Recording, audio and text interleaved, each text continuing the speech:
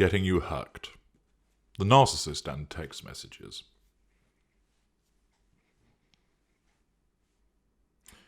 Every narcissist, from the out-and-out loser, that is, the lower lesser, all the way through all the other sub-schools, to the might and grandeur of the ultra, require the prime aims.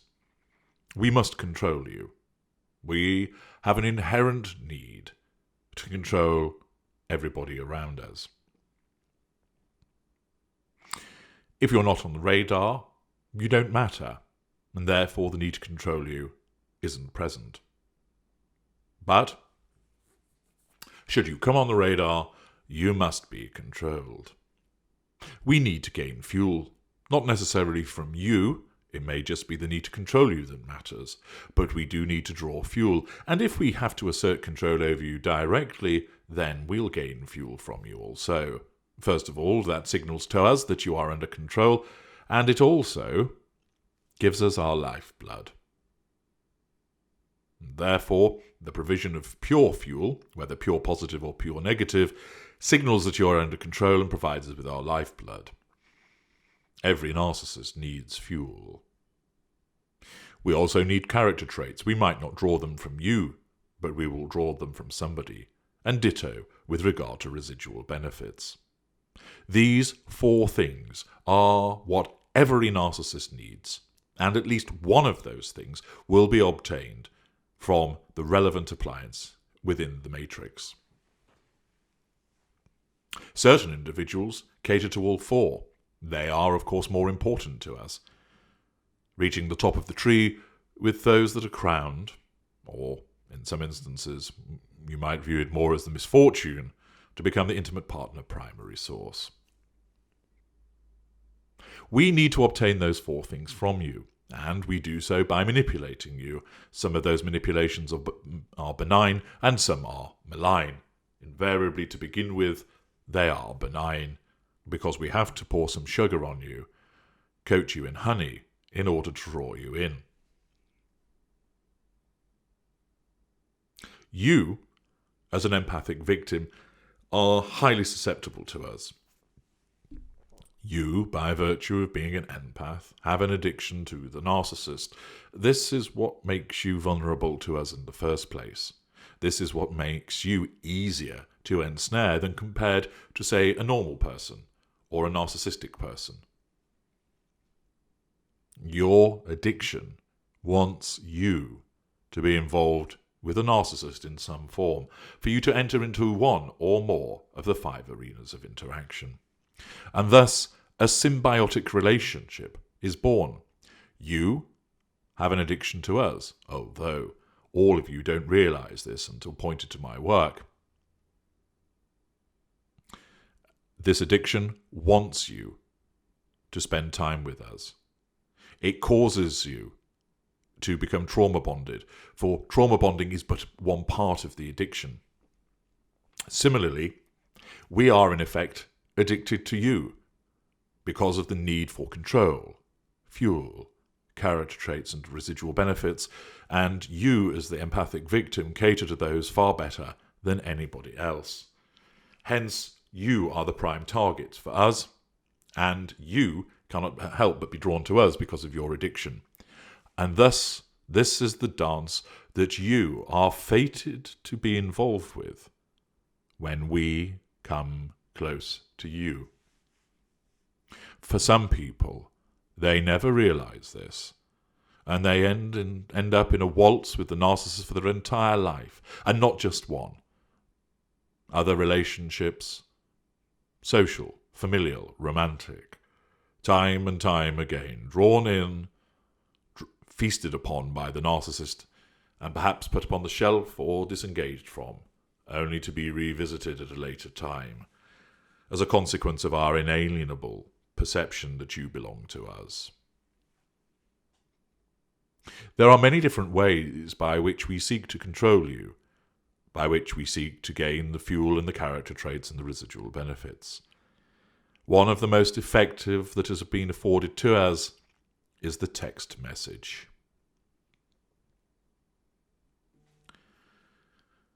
Whether in text form on a telephone, or through social media, or some other electronic medium, the electronic message is a gift to our kind. Prior to its arrival, we, of course, sought the prime aim through other means. Conversation in person, the telephone. Go further back, the telegram. Go further back, a note wrapped around a pigeon's foot. A smoke signal, perhaps. A note wrapped around a pebble, tossed through a window. A message wrapped around a brick, hurled through a window. A message attached to an arrow, fired by Robin Hood.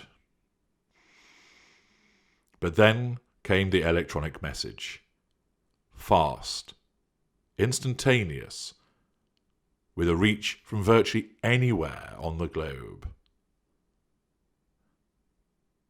Its use repeated and frequent, costing us next to no energy expenditure. Able to be sent to more than one recipient, like a fisherman casting several hooks into the river at once to see who bites first. The electronic message is a tempting and ultimately manipulative tool of ours. During our seduction of you, we use it to brilliant effect, peppering your day with these short-form billets doux in order to draw you in, to control you, to draw fuel from you. The glowing compliments sent through letters glowing on your screen, the tingle, the excitement that you experience, and the smile to yourself on receipt of this message as your emotional thinking rises because you've entered an arena of interaction, the second one, which is communication with the narcissist. That emotional thinking makes you feel good as a consequence of the compliment that you have received, makes you feel excited to have heard from this person who's interested in you, to give you that tingle, that frisson, so that it starts to harness the addiction all the more. Each message is like so many little gifts, each one waiting to be opened by you, and the delight spreading across your face as you read the latest missive that contains our apparent rapturous love for you. Each time one arrives, you wonder, what might it read? And you are never disappointed as we sprinkle our fairy dust over you from afar through the electronic devices we are both connected to. You feel wonderful, savouring that rush of appreciation. It is fantastic and memorable, and you never delete them, storing up all these heartfelt tributes and declarations. You will keep them. The aware of our kind knows that you will keep them. The unaware of our kind is able to harness the collateral consequence of you keeping them, as it creates a form of ever-presence, so that when things go wrong, you return to the messages of that golden period and scroll through them, experiencing that bittersweet sensation, but continuing to feed the addiction and leaving yourself vulnerable to being hoovered back in. When the misery descends, you will sit scrolling back through these text exchanges, evidence of an apparent happier time, remnants of the golden period, unaware that this was fakery, that this was a forgery, that this was part of the illusion. That you fall for believing that these messages were genuine, that they embodied how we really felt about you, and then something has gone wrong. No, these messages are benign manipulations, and the fact is, they were not meant. Yes, the unaware narcissist believed what they were writing at the time, but as soon as it was sent, what was associated with that evaporated into the ether, for there can be no accountability to what is written. And if the narcissist needed to change position a moment later, the narcissist will change position a moment later. We must be fleet of foot, mobile, light. As time advances, you begin to expect these messages. It's entirely understandable. Often you get used to waking and seeing a message waiting for you, becoming more welcome than a cup of tea or coffee being brought to your bed. Your emotional thinking, so high, causes you to anticipate the provision of these messages. There are those that talk about it being like a hit, a bit of the drug arriving, and that is the emotional thinking, causing you to anticipate the rush. And of course, at this juncture, as part of our continuance of the control of you in the moment and our overarching need to draw you towards being the intimate partner primary source, if that is the course that is marked out for you, then in such circumstances, we continue to message you and do not let you down. The content of the message feeds your genuine desire to be loved, to seek affection, to experience that passion. This repeated sending of messages is inherently designed by the narcissism to condition you. The narcissism wants you to equate the arrival of the message with pleasure, with affection, and with love, so that you become easier to control, and so that you will respond with the fuel that we need. Unconsciously or consciously, dependent on the type of narcissist you're dealing with, it is ingrained into your routine. The first thing that you do upon wakening is to reach for your telephone on your nightstand and then look for our message.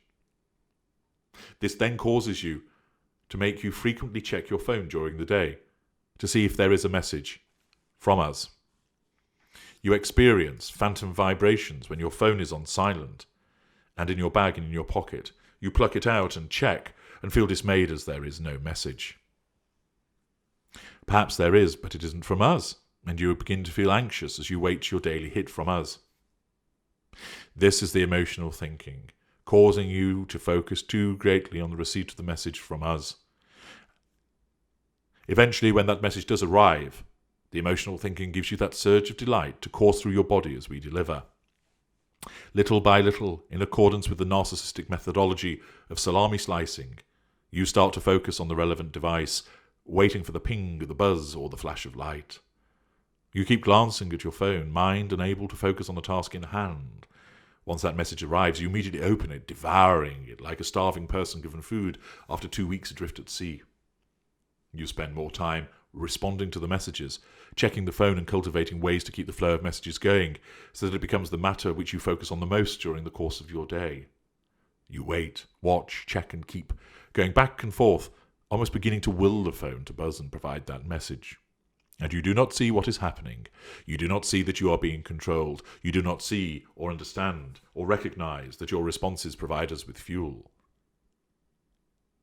Soon, you start to prompt the message. You message us first when you have not heard from us, demonstrating to us that you are under control. Once, you waited a morning before you would contact us. Then it becomes an hour. And now, it's the first thing you do when you wake up. You see that there is no message from us. So, driven by your emotional thinking, unaware of what you're actually really doing, you contact us. This, of course, is a Hoover trigger, and signals to us that you are under our control, and therefore it prompts us to reply.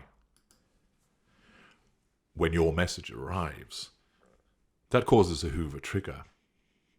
And, invariably, during your seduction, it serves our purposes to reply to it, to gain fuel from you. We recognize from the content of what you have written, either instinctively where an unaware narcissist or consciously where an aware narcissist, what you've written gives us control, where you go, good morning, how are you?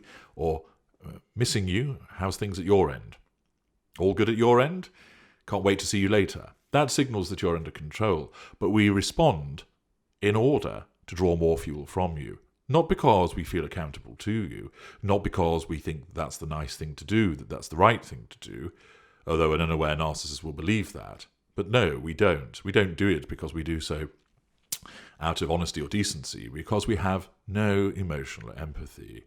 What is done is part of controlling you. And the aware narcissist, the greater or the ultra, knows this. The lesser or mid-range, being unaware, does not. And thus you receive that reply. And that causes the relief to wash over you. And then, in those early stages, sometimes there is a delay.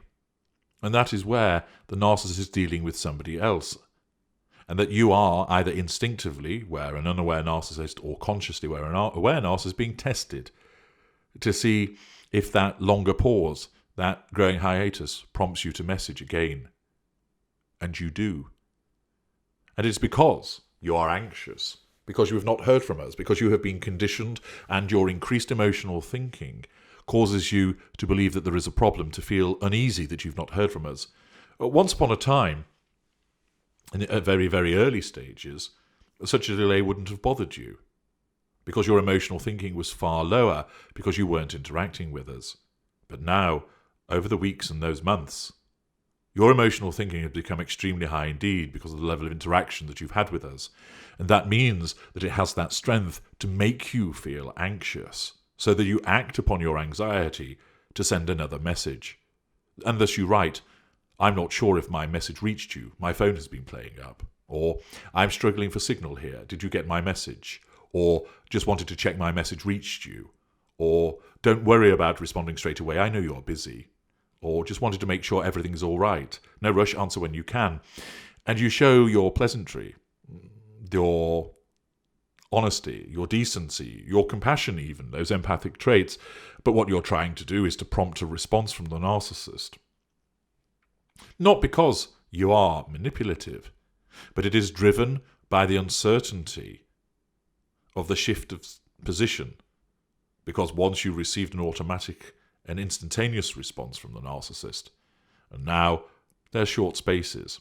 And that is because our narcissism is causing us to cause you to be tested, to ascertain the extent of the control over you. That test is done instinctively where lesser or mid-range, and is done consciously where greater or ultra, to see whether you are falling under our control, under our spell, under our influence. In effect, your desperation seeps through the phone, the increasing anguish and anxiety tangible. And then, of course, our response releases you from those worries and reply, which then prompts a flurry of response from you, your gratitude evident, even though you may not write as such. The fuel begins to flow, and it is all intended by our narcissism. It has structured this approach so that you have your emotional thinking fed, that you signal that you're under control and you be conditioned to act in this way. The phone becomes the barometer of your day. Early message received from us, you can relax and enjoy the next 2 hours until you start wondering where the next one is. Such power is wielded by us through the simple act of sending you an electronic message, and we haven't even started on using it to devalue you yet. The provision of the text message or the social media message is easy, fast, expansive, extends our reach, and enables us to assert control, draw fuel, potentially draw character traits and residual benefits. And so, interestingly, so often you rely on receiving the message, but the irony is you don't actually get the message. Not until much, much later. I'm H.G. Tudor. Thank you for listening.